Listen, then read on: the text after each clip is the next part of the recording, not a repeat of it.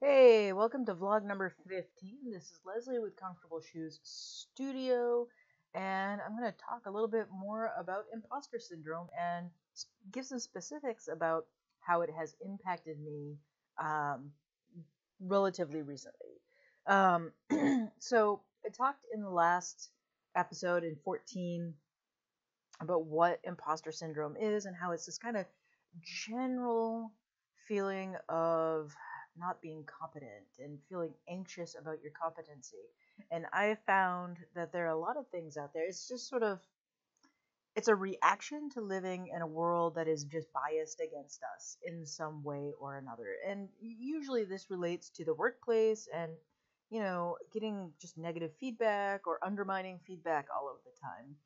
And for me, as a creative person, looking at YouTube in particular, there was always conflicting feedback of what to do and how to do it. How do I shoot my videos?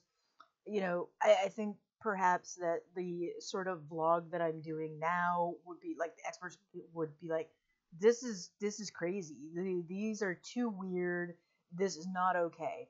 But you know what? I'm enjoying making them, so I'm going to keep making them. And that's kind of going to be my barometer from here on out about what I do. And basically, everyone out there has an opinion on how I should do something.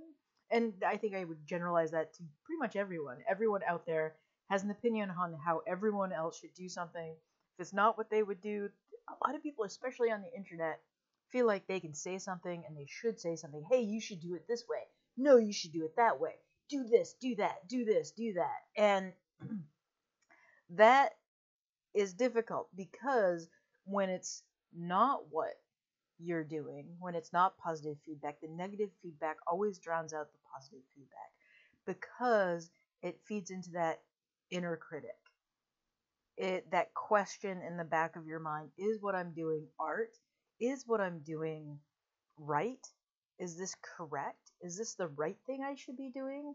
Rather than allowing yourself to think creatively about things, that inner critic undermines our confidence.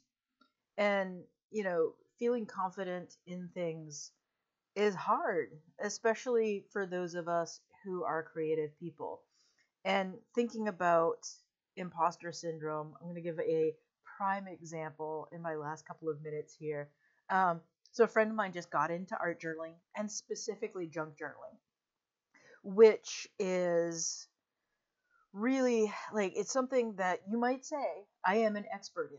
I think it was like 12 years ago with another YouTuber, and I came up with a concept around the same time. I called it junk journaling, Junk. She called it junk, Juque.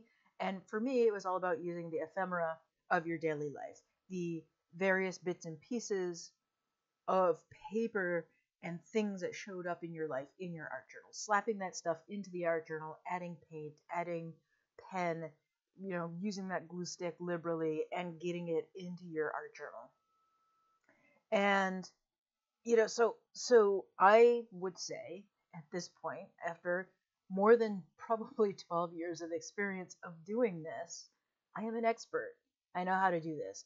I've done instructional videos on this. I've led workshops on this. Yet when my friend said she was going to YouTube, watching junk journaling videos, my first thought was, oh, I should show her my videos. And then my next question was, who am I to do that? Who am I to show her videos that I made or talk to her about art journaling or junk journaling, even though arguably I am an expert in this thing? And it's just wild when you think about it. Like, I am an expert in this thing.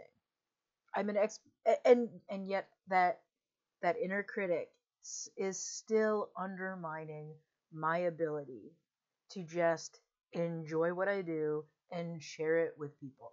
And so my challenge for myself today is to, in fact, show my friend my YouTube channel and get her watching some of my old videos.